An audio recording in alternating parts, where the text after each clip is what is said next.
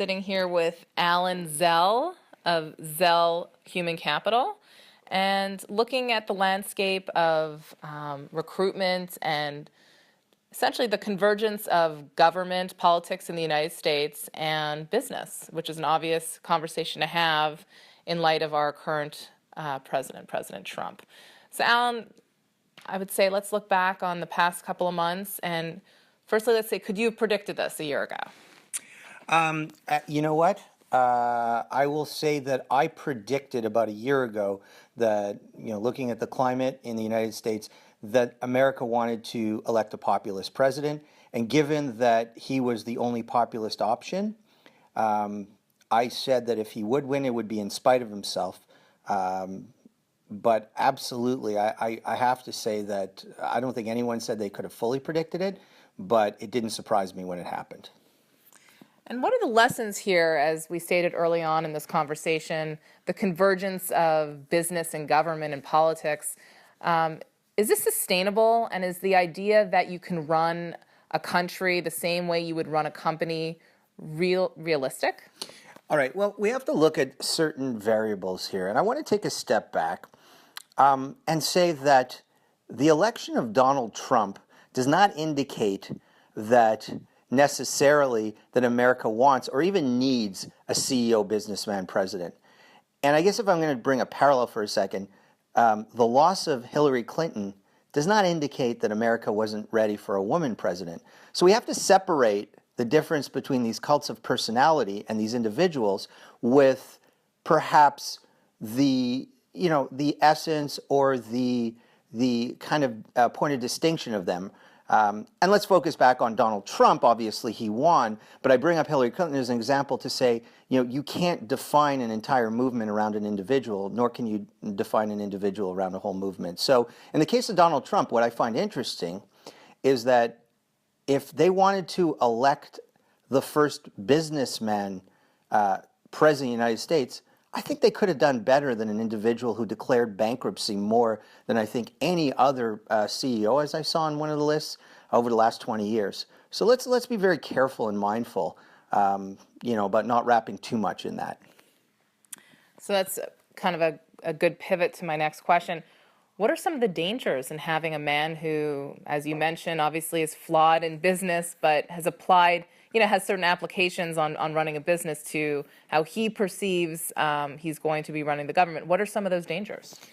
Okay, and I think it's great to start with the dangers first. First of all, let's start with the essence of the fact that running the United States is not running a business for one simple reason.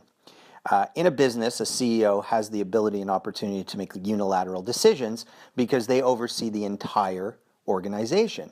Well, the United States, thankfully, due to the Founding Fathers and the Constitution, is not essentially one company. It's three companies in many ways, without overcomplicating it, or at least three separate business units that have to work together but don't necessarily have to be led by one individual. So, for example, President Trump has tremendous authority as given to him by the Constitution.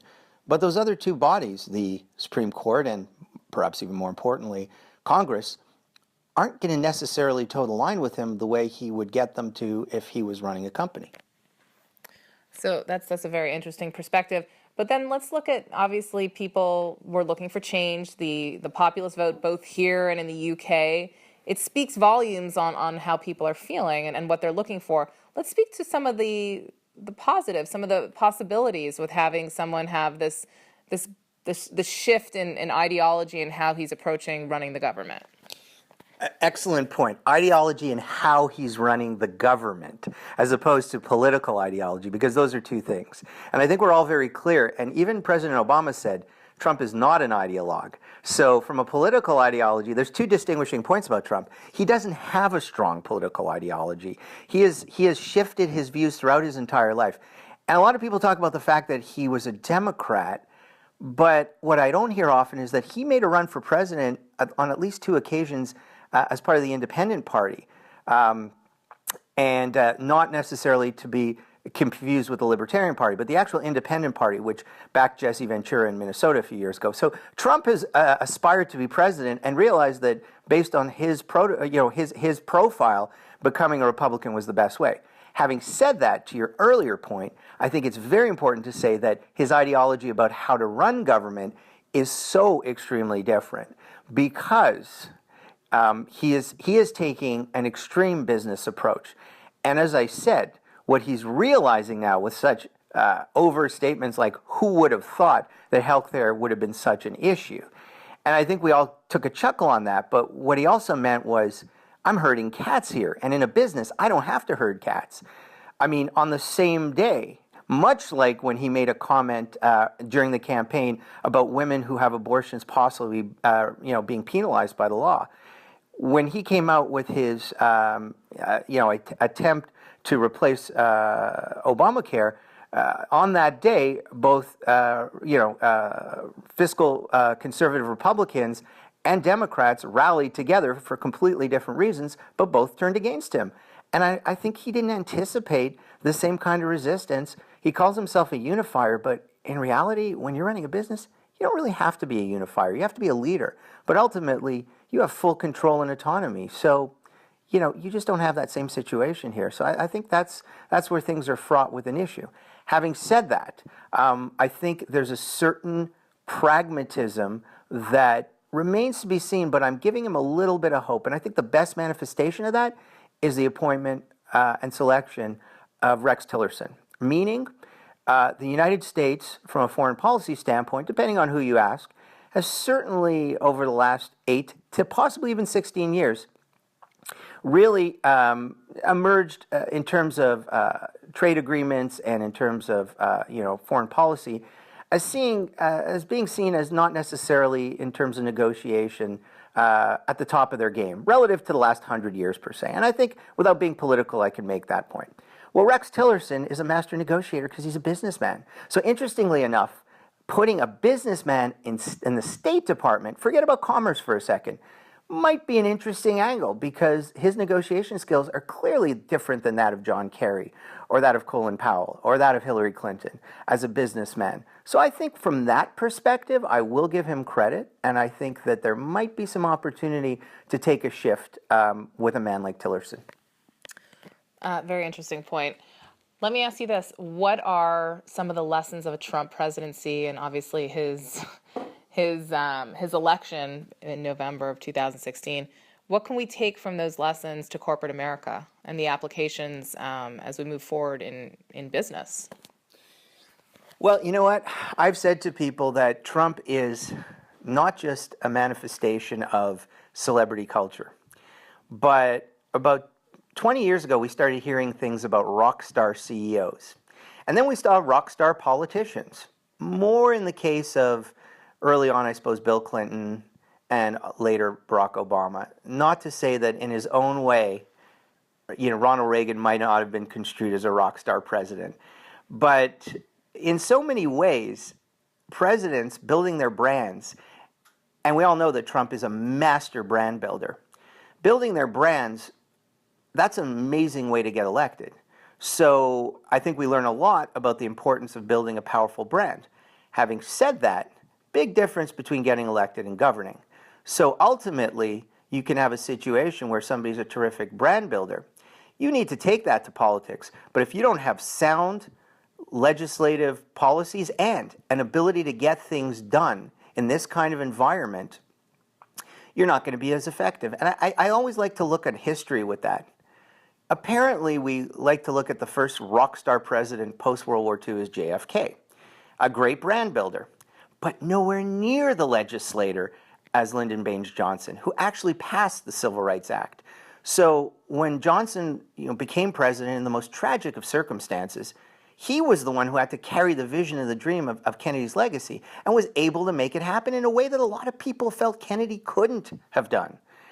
And the challenge here is we have not seen that kind of legislative ability to work across the aisle, ironically, since Bill Clinton. And what I mean by that is, by day he was getting impeached by the Republican majority, and by night he was still negotiating deals with them. And I don't think anyone disagrees that the Clinton years were a success, regardless of your political ideology and whether or not you think he took the country in the right or wrong direction. He was unequivocally perceived as a credible president because he could both brand himself, brand his policies, build his policies, but also be effective as a legislator, working with Congress, even in the most horrible of situations when they were trying to impeach him. So I think we have to delineate between the two. And Trump has yet to show his ability to play that second role. And I will say one thing, in business, there is an importance to that as well, especially when you're negotiating strategic alliances. And Trump has created an amazing business as a brand marketer. But if we really extrapolate his deals and his joint ventures, he gets a mediocre grade at best. And in terms of his financials, he gets a D. I mean, more bankruptcies than any other CEO in the last 20 years of private companies. I think that needs to be recognized. So it's safe to say the applications of business savviness or the corporate America convergence between that and government is more in line with the ability to become elected, less so with legislating. I would 100% agree with that. It doesn't mean that they're mutually, although they're mutually exclusive, it doesn't mean that you can't have both in some instances, but you almost have to wear two completely different hats. And let's also be fair. The climate has changed. And I think it started really getting ugly really after the Clinton years, really throughout the George W. Bush, and of course during the Obama years, for a variety of reasons. I think we have seen extremes emerge on both sides. We're seeing it now, obviously, with the in so many cases, the left, and even the emergence or really the emergence as a candidate of Bernie Sanders. But on the right, precursor to Donald Trump, who himself is, as I said, not an ideologue, we had the Tea Party. So in these environments where you have a Ted Cruz, or on the left, I mean, I could bring a number of examples. It's difficult to really navigate through those waters. So I think we have to be mindful of the fact that there's been a shift in the tone, in the culture, that perhaps a Ronald Reagan or a Bill Clinton might not have been able to be as effective today. Having said that, giving them the benefit of the doubt, I think they would have been able to do probably better than most of the recent individuals. And Trump is not showing this early on that he does have that ability.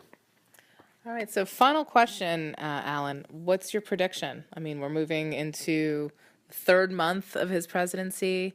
Obviously, there's been a lot of challenges and pitfalls. His execution, as you noted, which extended to his ability or lack thereof to legislate, has been less than desirable.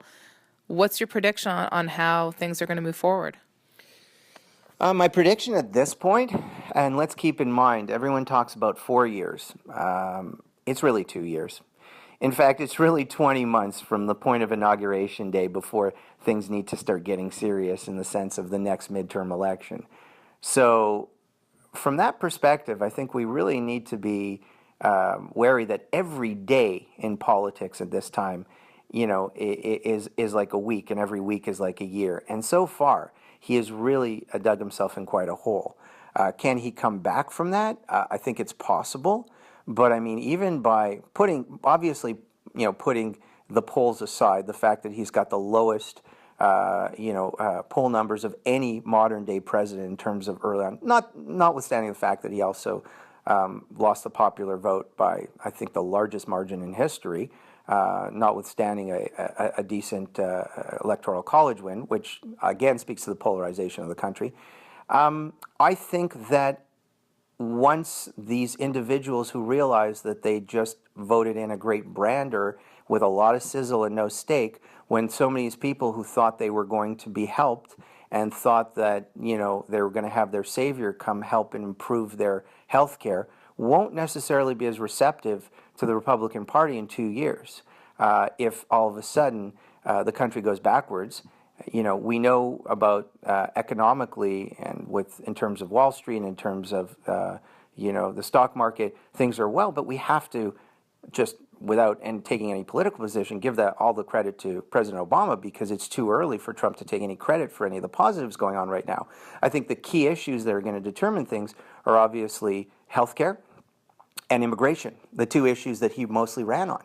And if people realize that they spent billions of dollars on a useless wall, and that their health care is actually worse than it had been before, then very quickly he is going to descend.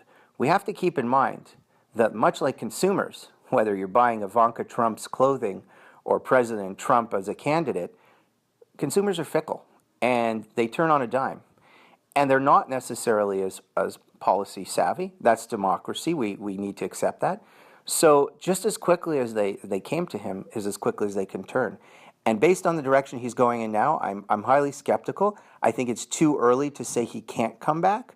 But if he continues on this trajectory, my perception is that he's in way over his head and he won't be able to right the ship, and he'll go down in history as one of the many illustrious one-termers, unlike even a Jimmy Carter, more like a Zachary Taylor or a Millard Fillmore, men who are footnotes in history. So we'll see. Very interesting, Alan. We shall see. And I have to say that, very interesting insight. And hopefully we can revisit this conversation in 6 months. I look forward to it. Thank you so much. Thank you. Sorry, I have to shut that down.